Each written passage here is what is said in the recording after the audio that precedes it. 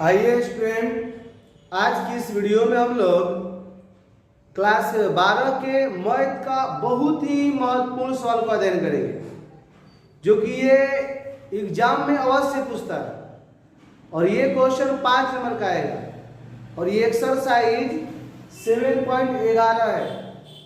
तो देखिए, इसमें कुछ प्रॉपर्टीज है, कुछ गुण है, इसको आप अगर याद कर लेते हैं तो आपको ये 5 नंबर अवश्य समझ में आ जाएगा।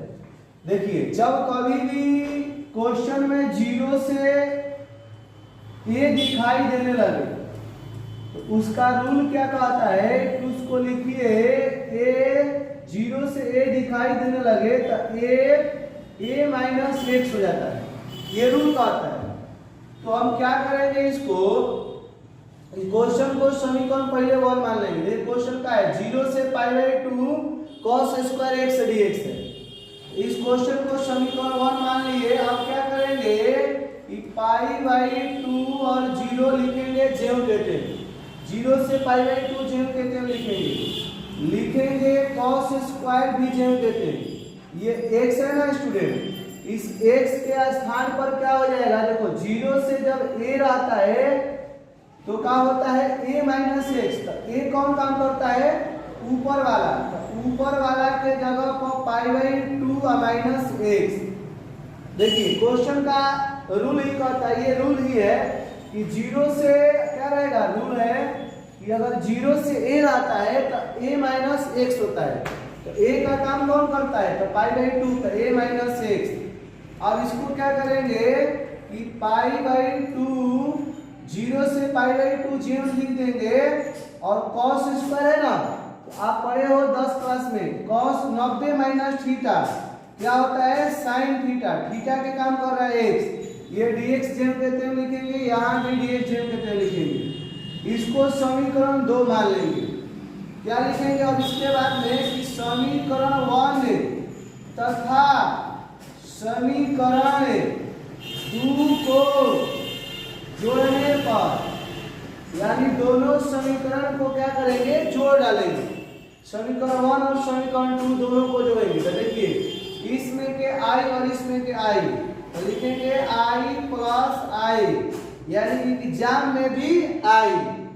0 से क्या लिखेंगे, π/2। इस तरह का क्वेश्चन आएगा, हुबहू क्वेश्चन आएगा तो इस तरह क्वेश्चन आता है। अब देखिए, इसमें क्या है, तो cos स्क्वायर है dx प्लस फिर क्या है समीकरण 2 में, तो π/2 0 से π/2, यहाँ स्क्वायर छूटा है, ये sin स्क्वायर होगा, cos square 90 minus theta sin square theta होता है, तो ये sin square theta x dx। अब देखिए i जोड़ेंगे तो 2i हो जाएगा, ये 0 से π/2 हो जाएगा। देखिए अब क्या करेंगे कि देखिए अलग देखिए एक में रहता है तो अलग अलग इंटीग्रेशन करते हैं। अब अलग अलग इंटीग्रेशन है तो यह और यह दोनों मिलाकर ये को लिखेंगे और क्या लिख देंगे, cos square x plus sin square x और dx। देखिए अगर ये जोड़ में है तो इसके लिए भी ये है 0 से π/2, cos स्क्वायर के लिए भी और sin स्क्वायर के लिए। जब अलग अलग करेंगे तो ये हो जाएगा, और एक में कर दिए तो ये हो गया। अब देखिए 2i बराबर ये cos square sin square, sin square cos square, इसका जो ये होता है सूत्र 1 होता है, तो 1 dx अब 0 से π/2 लिखेंगे। ये क्या हो जाएगा, इसका भी इंटीग्रेशन कर डालेंगे।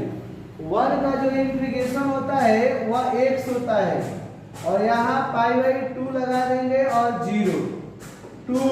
आप जानते होंगे कि क्या होता है, पहले लगाता है अपर, अपर मतलब ऊपर वाला, तो अपर मतलब ऊपर वाला, तो x के स्थान पे x की जगह पर यह लिखेंगे, क्या लिखेंगे π/2 और बीच में माइनस, फिर x के स्थान पर यहाँ 0 रखेंगे।